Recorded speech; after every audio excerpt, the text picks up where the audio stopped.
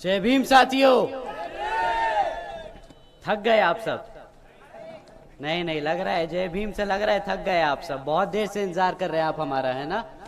जय भीम साथियों। हाँ, जान है अभी भी बसपा में? कितनी जान है बसपा में? कितनी जान है बसपा में? जयपुर को हिला दे क्या? हिला दोगे? मुझे पूरा विश्वास है कि आप पूरे जयपुर को हिला दोगे। इतनी खुशी हुई आज हमारी बहनों माताओं को देख के। यहाँ पे आप बहुत देर से इंतजार कर रहे हैं, आपका तहे दिल से शुक्रिया अदा करता हूँ। साथियों, आप बहुत देर से इंतजार कर रहे हैं, मैं आप लोगों का ज्यादा समय जाया नहीं करूंगा। बहुत दूर दूर से आप सब आए हैं, तो अपनी बात शुरू करता हूं। जय भीम। सबसे पहले मैं अपने सभी संतों, गुरुओं, महापुरुषों, जिसमें खासकर महात्मा ज्योतिबा फूले, छत्रपति शाहू जी महाराज, नारायण गुरु, पेरियार रामास्वामी जी, बाबा साहब डॉक्टर भीमराव अंबेडकर जी एवं मान्यवर साहब श्री कांशीराम जी को नमन करता हूं। मान्यवर साहब श्री कांशीराम जी के विचारों को देश के कोने कोने तक ले जाने वाली और सर्व समाज को शासन, प्रशासन व अनुशासन का उदाहरण दिखाने वाली उनकी एकमात्र उत्तराधिकारी हमारी आदरणीय बहन कुमारी मायावती जी। उत्तर प्रदेश की चार बार मुख्यमंत्री, लोकसभा व राज्यसभा की कई बार सदस्य रही आदरणीय बहन कुमारी मायावती जी ने बाबा साहब डॉक्टर भीमराव अंबेडकर जी और मान्यवर साहब श्री कांशीराम जी के मिशन के लिए अपना पूरा जीवन समर्पित कर दिया। और मुझे गर्व है कि मुझे ऐसे महान नेता के नेतृत्व में काम करने का मौका मिल रहा है। आदरणीय बहन कुमारी मायावती जी का मैं हार्दिक अभिनंदन और आभार व्यक्त करता हूं। राजस्थान की इस पावन धरती पर खड़े होकर आप सबके सामने अपनी बात रखने का जो सौभाग्य मुझे मिल रहा है, तो इसके लिए भी मैं आप सभी का तहे दिल से आभार व्यक्त करता हूं। सबके सामने, साथ ही साथ यहां मंच पर मौजूद हम सबके बीच में पार्टी के सभी पदाधिकारी एवं सभा में मौजूद सभी कार्यकर्तागण का मैं तहे दिल से आभार व्यक्त करता हूं। आज यहां भी काफी बड़ी संख्या में मीडिया बंधु आए हुए हैं, तो आप सभी का भी मैं तहे दिल से शुक्रिया अदा करता हूं। साथियों, आज मैं क्या आप सबसे एक दिल की बात कह सकता हूं? तहे दिल से शुक्रिया अदा करता हूं। साथियों, एक बार हाथ उठा के बता दीजिए। ठीक है साथियों, अब जो मैं कहूंगा जरा ध्यान से सुनिएगा। बाबा साहब के दिखाए रास्ते, बाबा साहब के दिखाए रास्तों पर और मान्यवर साहब के बताए तरीकों की तरह और बहन जी के बेबाक अंदाज को साहब के दिखाए हमें दिल से और दिमाग से अपनाना होगा। क्या आप मानते हैं इस बात को? बहन जी के बेबाक अंदाज को आधे हाथ उठे हैं, आधे लोग नहीं मानते। तो मैं पूछता हूं क्यों घबराते हो तुम? मैं पूछता हूं क्यों डरते हो तुम? अरे जब तुम्हारे सिर पे उस शेरनी का हाथ है तो क्यों घबराते हो तुम? बहुजन समाज पार्टी से है ना हम सब? बहुजन समाज पार्टी से है ना हम सब?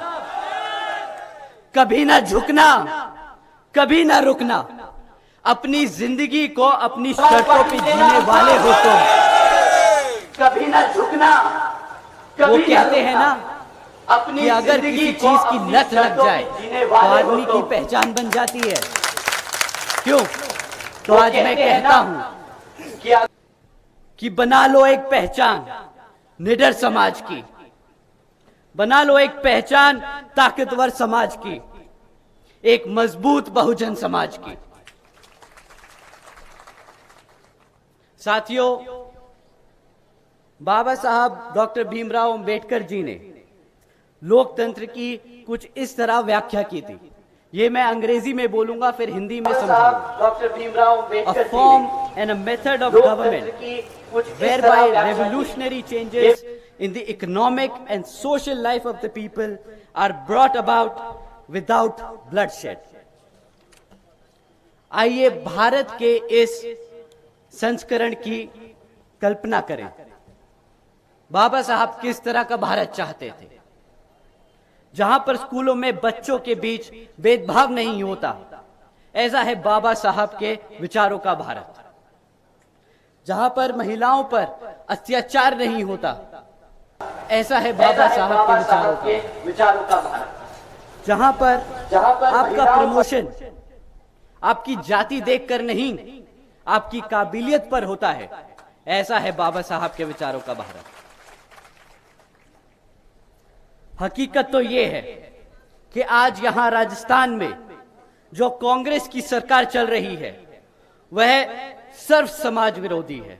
सिर्फ बहुजन समाज नहीं, सर्व समाज विरोधी है। जो कांग्रेस की सरकार चल रही है, जहां पर कांग्रेस की सरकार ने वादा किया था बेरोजगार युवाओं को 3500 रुपए महीना देने का, क्यों? जहां पर कांग्रेस की सरकार ने वादा किया था सस्ती गैस सिलेंडर देने का, जहां पर कांग्रेस की सरकार ने वादा किया था कई लाख युवाओं को रोजगार देने का, और जहां पर यही कांग्रेस सरकार ने वादा किया था महिलाओं को मुफ्त शिक्षा देने का। साथियों, अब जब राजस्थान में चुनाव कुछ ही समय में आ रहे हैं, तब कांग्रेस के मुख्यमंत्री जी एवं उनके सभी नेता फिर से आपके बीच में आने वाले हैं और यही किस्म के वादे दोबारा दोहराएंगे। पर हकीकत साथियों भूलिएगा मत, हकीकत तो यह है कि राज्य की कांग्रेस सरकार ना हमारे युवाओं को रोजगार दे पाई। साथियों हकीकत तो यह है कि राज्य की कांग्रेस सरकार ना हमारे बेरोजगार युवाओं को 3500 रुपए महीना दे पाई। साथियों हकीकत तो यह है कि राज्य की कांग्रेस सरकार ना हमारी महिलाओं को मुफ्त शिक्षा दे पाई है ये कांग्रेस सरकार तो सिर्फ और सिर्फ हमारे युवाओं को, महिलाओं को और बुजुर्गों को धोखा दिया है। इस कांग्रेस सरकार ने हमारी बहन बेटियों को सिर्फ दुख और दर्द दिया है। इस कांग्रेस सरकार ने हमारे युवाओं को सिर्फ झूठा भरोसा। साथियों समय आ गया है यहां की कांग्रेस सरकार को हकीकत समझाने का। साथियों हकीकत तो यह है कि यहां की कांग्रेस सरकार हमारी माताओं और बहनों तक को सुरक्षा न दे पाई, शिक्षा तो दूर। हकीकत तो यह है सिर्फ पिछले 5 साल में 1 लाख से ज्यादा महिलाओं पर अत्याचार हुए, उनके केस दर्ज किए गए। चाहे वो एक महिला के खिलाफ के साथ गैंगरेप और मर्डर का केस हो, चाहे वो एक महिला शिक्षिका को जिंदा जलाने का केस हो, चाहे वो एक छोटी सी 9 साल की बच्ची का बलात्कार कर गला घोटकर उसकी हत्या करने का केस हो। ऐसे लाखों केस रोज आप लोग सुनते हैं। साथियों जो सरकार अपनी बहन बेटियों को सुरक्षा न दे पाई, उस मुख्यमंत्री को गद्दी पे बैठने का हक है कि नहीं? तो मुख्यमंत्री जी जो झूठ और धोखा आपने यहां आज इस गरीब जनता और हमारे बहुजन समाज को दिया है, मैं आपको बता देना चाहता हूं, ना हम भूले हैं और ना हम भूलने देंगे। क्यों साथियों, भूल गए क्या? ये सब भूलने दोगे इनको? आएंगे वोट मांगने, क्या याद दिलाओगे? दिया धोखा इन्होंने आपको, 4.5 साल धोखा दिया। अब 5-6 महीने बचे हैं और बता रहे हैं कि फ्री में आप सिलेंडर ले लो। दिया धोखा इन्होंने आपको। साथियों 4.5 साल मेरा ये गुस्सा व्यक्तिगत महीने बचे हैं और मैं दुखी हूं, फ्री में आप दुखी हूं इस बात से, क्योंकि बहुजन समाज जो मुख्यमंत्री के साथ साथ प्रधानमंत्री बनाने की ताकत रखता है, उसी समाज का शोषण किया जाता है। और वो यहां अकेले राजस्थान का हाल नहीं, बल्कि हर एक प्रदेश का हाल है जहां पर इसी तरह की मनुवादी सोच रखने वाली सरकारें चल रही हैं। और साथियों, ये मत समझिएगा कि कांग्रेस अगर बदमाश है तो बीजेपी कोई सुधरी हुई है। बीजेपी की भी फितरत यही है, और साथियों, धोखा देना, ये मत समझिएगा कि कमजोरों पर कांग्रेस अगर अत्याचार बदमाश है, करना, तो बीजेपी बहुजन को समाज, गरीब समाज, बीजेपी की भी दबे फितरत कुचले यही है। समाज को दबा कर रखना। धोखा देना, कमजोरों पर साथियों, अत्याचार करना। कुछ लोग मन की बात सुनाते हैं आपको, मन की बात सुना सुना के आपका वोट ले लिया 2014 में। और अब जब हमारी जनता, जब हम सब परेशान हैं और बेहाल हैं, तो बड़े आराम से बोलते हैं, अरे हम तो फकीर आदमी हैं, झोला उठाकर चल पड़ेंगे। जिम्मेदारियों से पल्ला झाड़ना तो कोई इनसे सीख। 2014 में बोला 2019 तक कर देंगे, 19 में बोला 24 तक कर देंगे, अब 24 आ रहा है तो सीधा 50 पहुंच गए। सोचा कि सरकार चलाते ही रहेंगे ऐसे। 19 में बोला केंद्र की सरकार का वादा साथियों 10 करोड़ नौकरी देने का, केंद्र की सरकार का वादा महंगाई कम करने का, केंद्र की सरकार का वादा गरीबी खत्म करने का। क्या यहां बैठे मेरे साथी लोग बता सकते हैं क्या आपकी लग गई नौकरियां? हाथ उठा के बता दीजिए आज सबको। साथियों, मुझे पता है नौकरी तो लगी नहीं, महंगाई कम कर दी इन लोगों ने आपके लिए। क्या नौकरी भी नहीं दी और महंगा भी नहीं कम किया, महंगाई भी कम नहीं करी? क्या आप लोगों के लिए आपकी आमदनी बढ़ा दी जो बची कुची लगी नौकरी थी? हाथ उठा के आज बता दीजिए साथियों कि नहीं लगी क्या?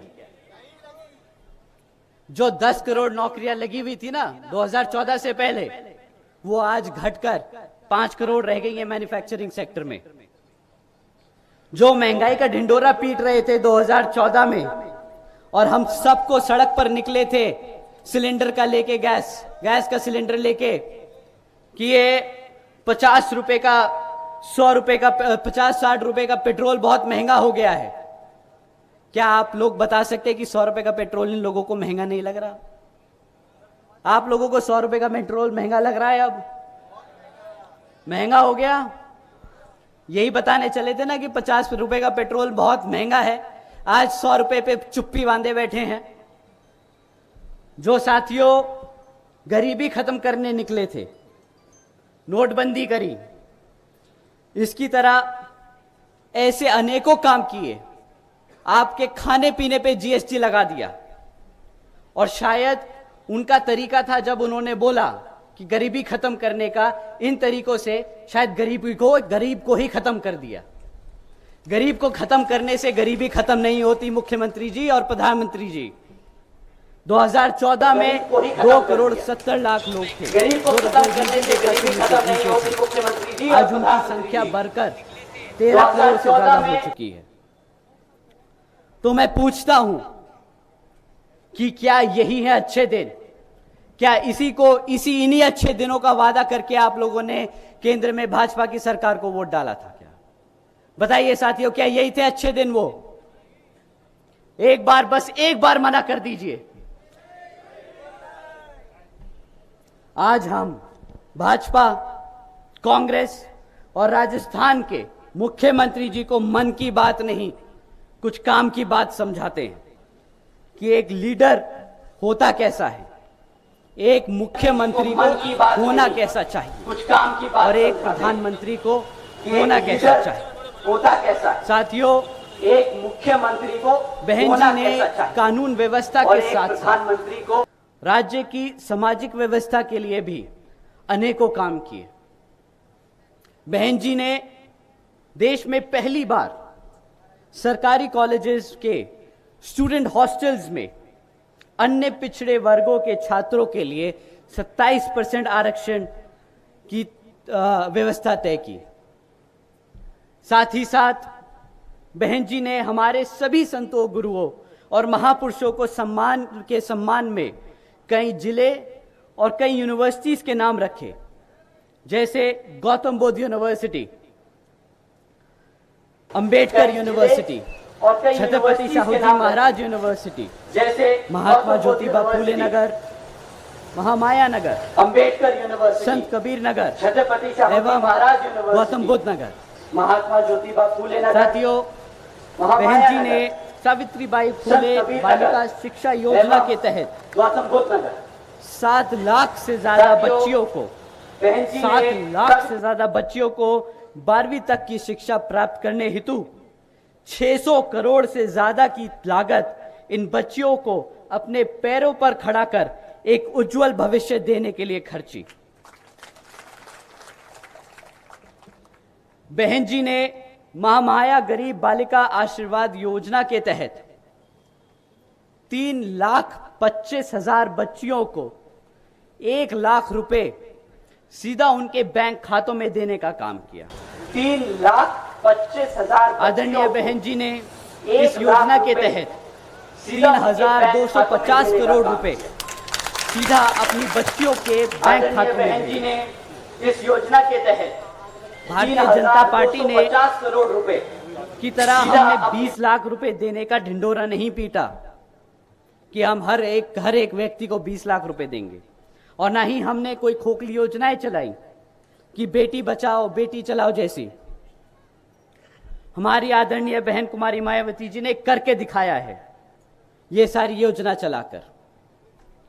आदरणीय बहन कुमारी मायावती जी ने अपने शासनकाल में 12,500 करोड़ की लागत से हमारे SC, ST, OBC वे आदिवासी समाज के 3,50,000 से ज्यादा परिवारों को महामाया आवास योजना के तहत अपना खुद का घर दिया।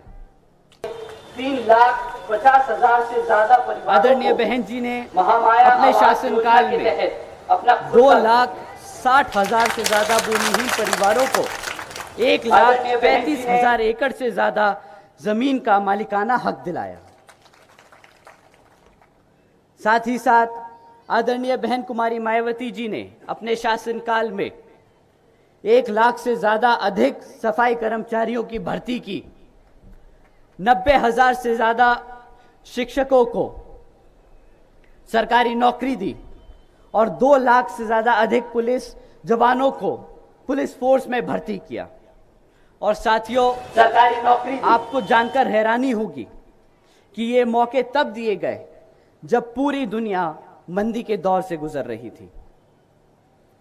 एक तरफ दुनिया में लोगों को नौकरियों से निकाला जा रहा था पूरी दुनिया और दूसरी तरफ आदरणीय बहन कुमारी मायावती जी उत्तर प्रदेश में लोगों को लाइन से लगाकर नौकरियां दे रही थी।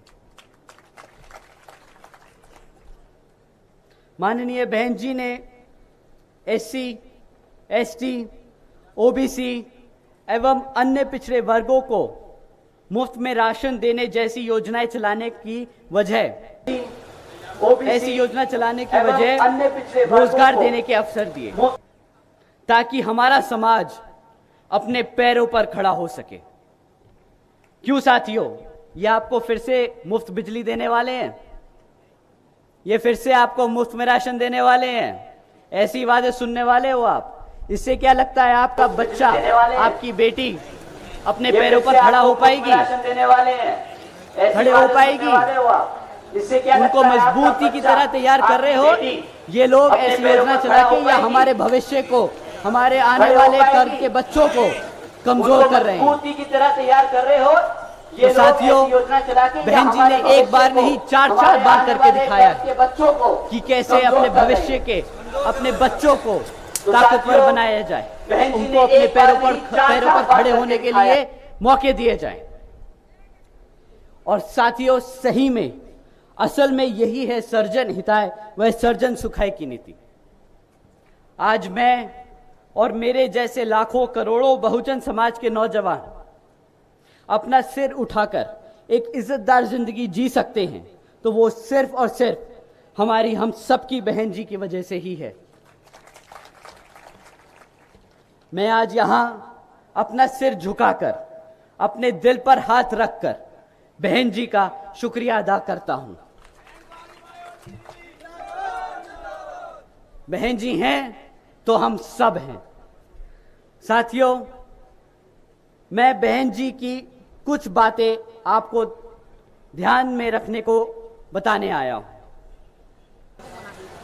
मैं बहन जी की कुछ दुश्मन आपको इस ध्यान में रखने को बताने आया। इलेक्शन में किसी भी हद तक गिर सकता है और साम दाम दंड भेद आदि का इस्तेमाल कर सकता है।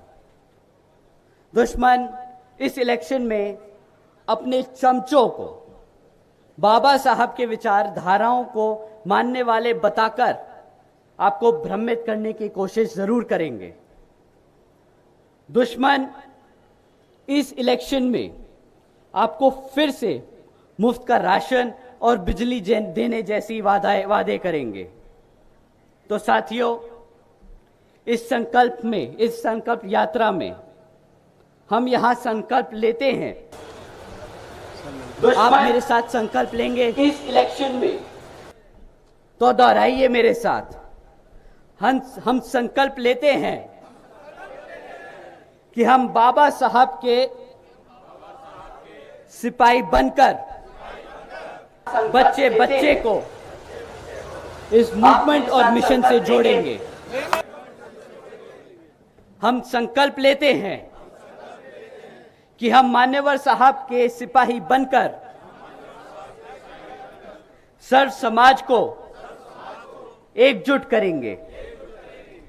हम संकल्प लेते हैं कि हम बहन जी के सिपाही बनकर हम संकल्प लेते हैं एक समता मूलक समाज की स्थापना करेंगे।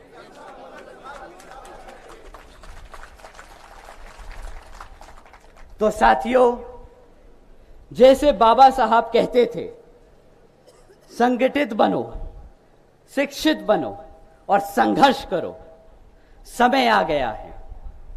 अब आप सब एकजुट होकर समाज के हर एक व्यक्ति को बसपा से जोड़ने का काम करेंगे और आने वाले विधानसभा आम चुनाव में बता देंगे कि हम आ रहे हैं।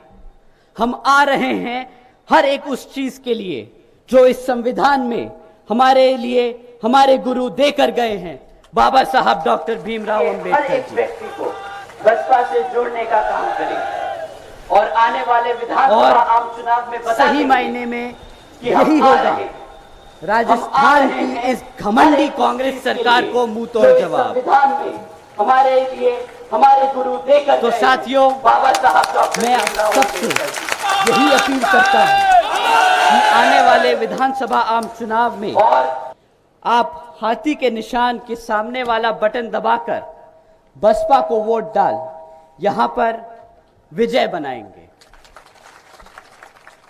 अंत में मैं यहां मौजूद सभी माताओं, बहनों, बड़े बुजुर्ग और मेरे युवा साथियों जो इतनी दूर से चलकर हम सबके साथ यहां संकल्प यात्रा में शामिल होने आए हैं, तो आप सभी का मैं तहे दिल से धन्यवाद करता हूं।